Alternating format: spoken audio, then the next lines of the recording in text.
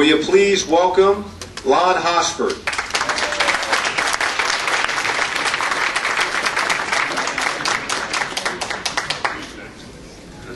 Thank you very much. And also, a lot of thanks. I was here for the morning program, and it was very excellent, and I thank the Americans for Prosperity for doing that. It was an excellent program. We learned a lot.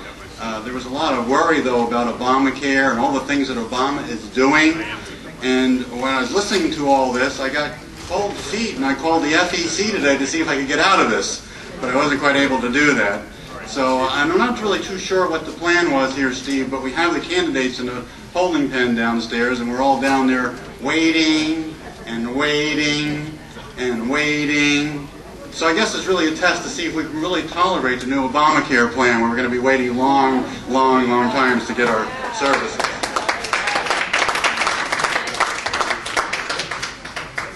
If you saw Phil Kerpen's Obama chart, you get quite a bit nervous about what's happening down in D.C. because we do actually have the Congress a little bit on the stranglehold, thanks to a lot of things.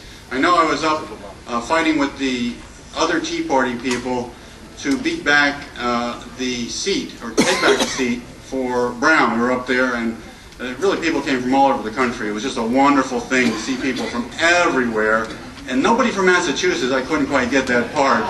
But in any case, while we were up there doing that, we knew the goal was to move the Obamacare back about 15 yards.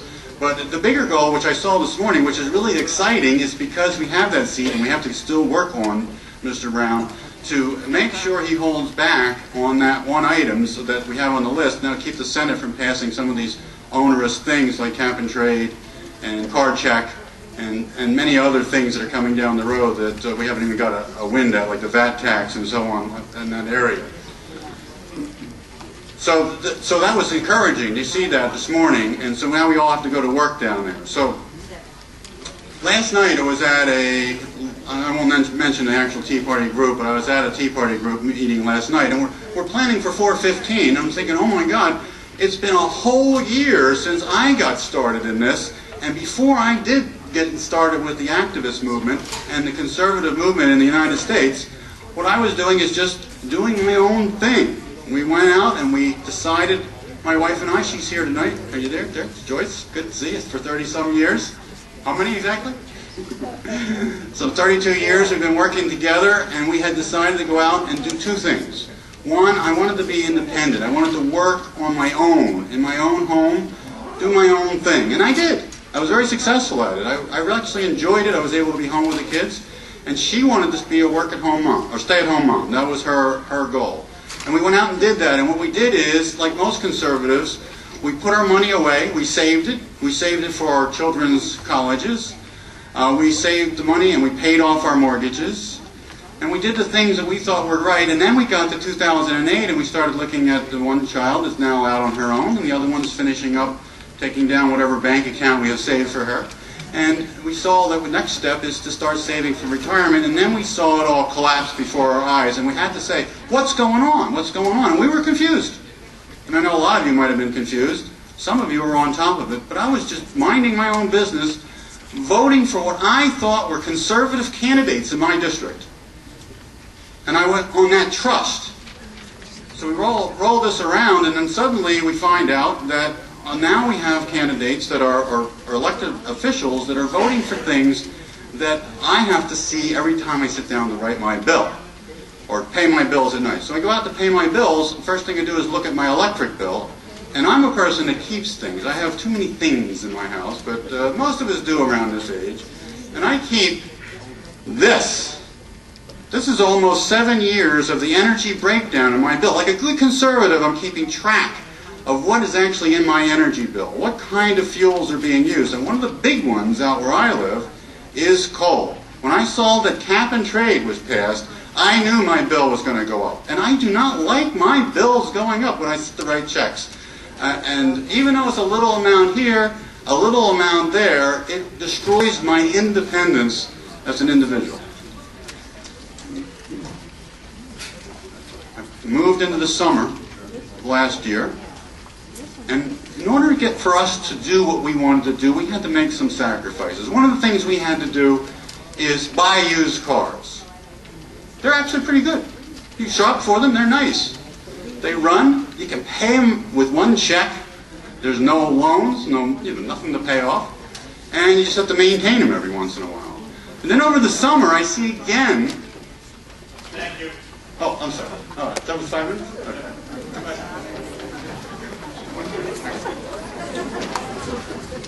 What's the role of the federal government in aiding an economic recovery? The federal government in aiding an economic recovery is to get out of the free market and let it work on its own.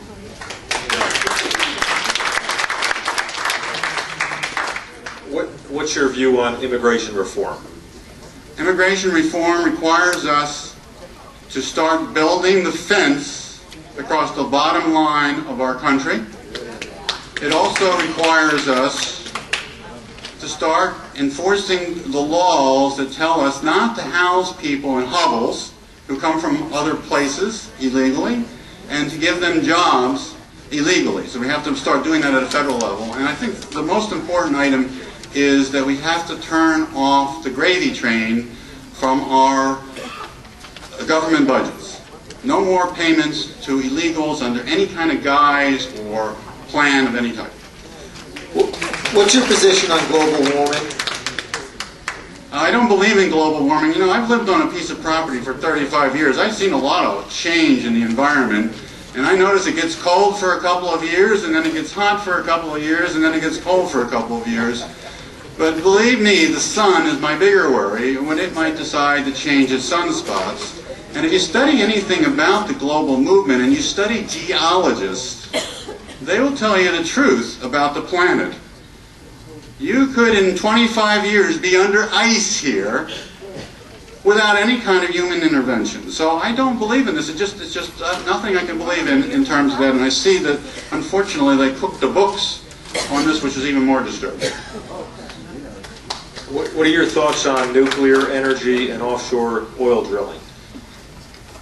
One of my first jobs I had was to work in the nuclear energy field for something called nuclear reprocessing, to reprocess the plutonium rods. And this is an example of why we don't want another policy besides cap and trade.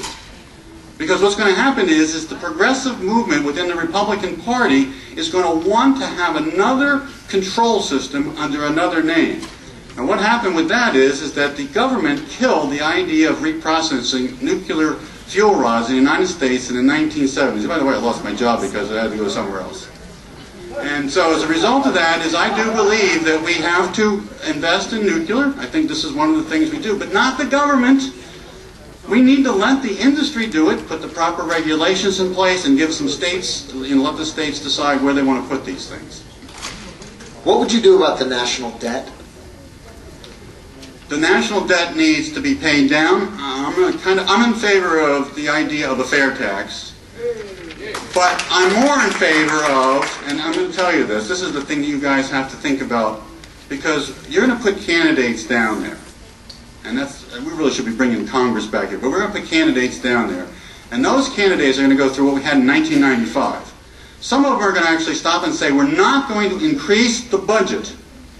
Geez, I have to do that at home. All right, so we're not going to increase the budget, and what's going to happen? The president is going to bully us, excoriate us. The media is going to excoriate us. So you're going to need candidates who are going to say, it's going to be a budget reduction, or we're not going to increase it. And we have to stick there and take the singeing that we're going to get. And you'll know that when we are getting the singeing, and you're going to come down there and you're going to protest for something that you're going to be in favor of finally, and then we're going to stop that budget increasing, and we're going to have that horrible period where they're going to say, look, everybody's losing their job, and in the federal government there's nobody paying the bills. How should we use the U.S. military? We need the U.S. military to protect the United States of America wherever we think that we are threatened. And we need to protect and we need to honor those folks and make sure that what they do, all the way back, as far back in time as we can go, to make sure what they fought for is going to be preserved. At the party list, What's your position on government regulating the internet? Well, Julius, I hope he doesn't regulate the internet, but be warned, Google knows how to change your Facebook page or whatever page you have so it shows alternate opinion. They have the software in progress. Thank you. Okay, thank you. Lon Hosford. Who the hell do you think you are? Move it a little bit to the right.